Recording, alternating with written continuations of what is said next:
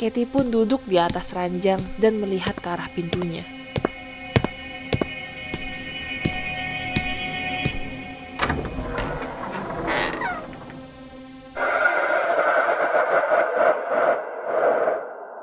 Alkisah.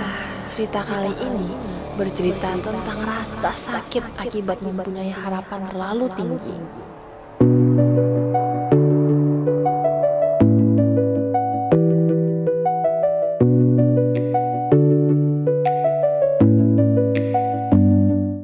Di hari yang biasa di sekolah, seorang remaja bernama Katie membuka lokernya pada pergantian pelajaran untuk mengambil bukunya.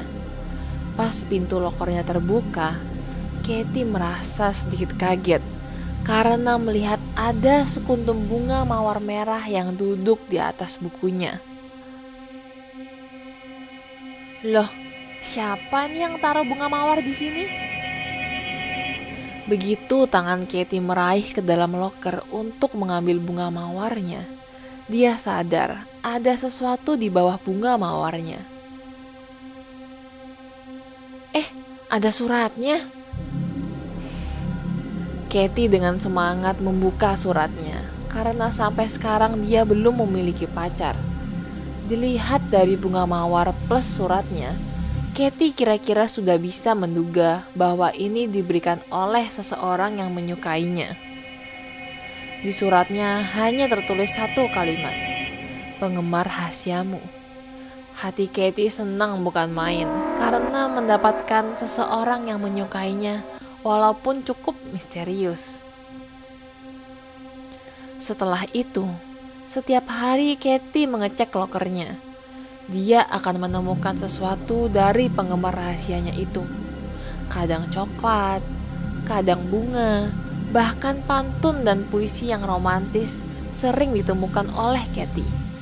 Katie sangat senang mempunyai penggemar rahasia dan membagikan pengalamannya dengan teman baiknya, Alice. Alice, lihat nih, hari ini dia kasih aku puisi, romantis banget. Iya, yang ada penggemarnya.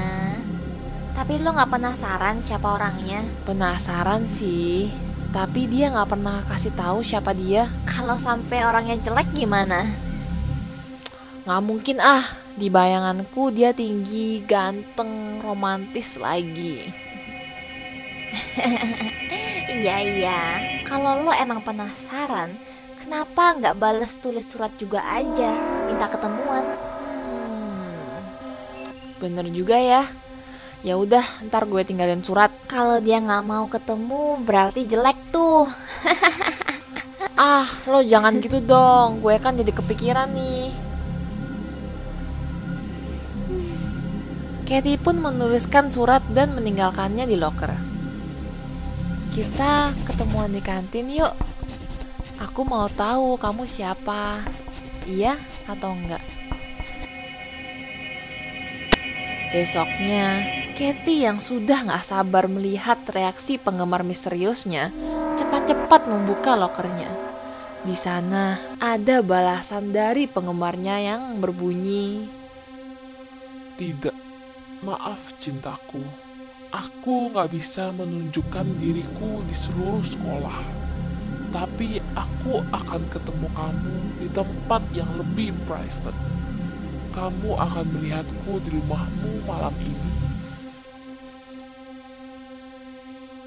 Katie merasa sangat senang sekali. Dia beranggapan bahwa tebakan temannya salah karena si penggemar misteriusnya tidak takut untuk bertemu. Selain itu, Katie juga merasa deg-degan karena pertama kali bertemu. Akhirnya, Katie mengajak Alice untuk menemaninya agar ada yang membantunya jika keadaan menjadi kaku.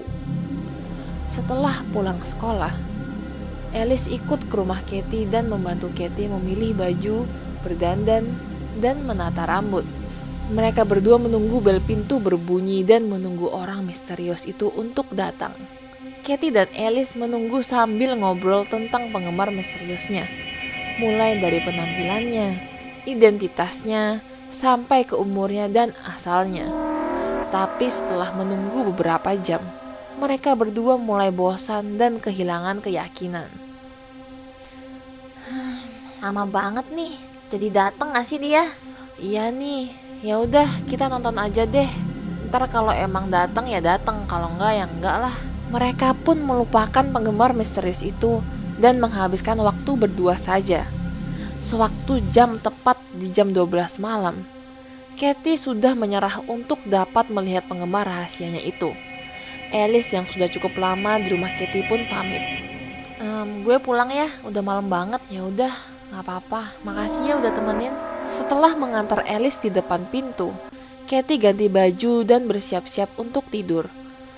Gak lama, Katie merasa seperti mendengar suara dari luar kamarnya.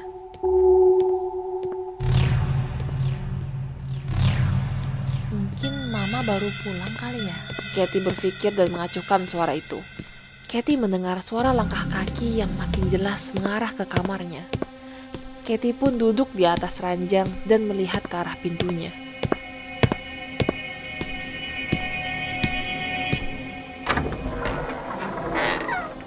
Cahaya lampu dari luar perlahan masuk ke kamar Katie, dan di pintu kamarnya berdiri seorang remaja yang ganteng dan tinggi. Hai Katie, aku penggemar rahasiamu.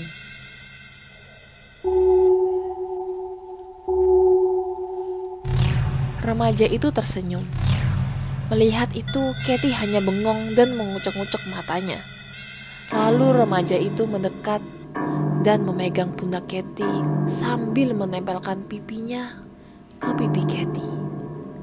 Katie bisa merasakan nafas hangat dari remaja itu di telinganya. Tiba-tiba remaja itu berbisik. Aku gak tahu gimana kasih tahu kamu, tapi aku sudah jatuh cinta dengan orang lain. Sebelum Katie bisa merespon apapun, dia merasakan sakit yang menusuk di dadanya. Dia melihat ke arah dadanya dan melihat remaja itu menusuk dadanya dengan sebuah pisau. Katie tersungkur di ranjang sambil kesusahan bernafas. Maaf, kamu nomor 3. Sekarang sudah waktunya aku lanjut ke nomor 4. Remaja itu mencabut pisau di dada Katie dan melihat darah Katie makin banyak keluar membanjiri ranjangnya. Katie seakan ingin berbicara sesuatu, tapi yang keluar dari mulut Katie hanyalah suara tersedak darah. Selamat tinggal cintaku. Remaja itu pun pergi dan menghilang di kegelapan. Paginya, Katie ditemukan tewas di ranjangnya sendiri yang dipenuhi dengan darah. Petunjuk satu-satunya hanyalah setangkai bunga mawar berwarna merah darah di sebelah mayat Katie. Sebulan kemudian, Alice masuk ke sekolah pertama kalinya semenjak kematian Katie. Dia syok berat mendengar kematian Katie yang mengenaskan dan menolak untuk keluar dari rumah. Di hari itu, Alice membuka lokernya seperti biasa untuk mengambil buku pelajaran berikutnya. Tetapi Alice seakan terpaku di depan lokernya. Dia syok bukan main karena melihat setangkai bunga mawar merah dan surat yang bertuliskan, "Dari penggemar rahasiamu."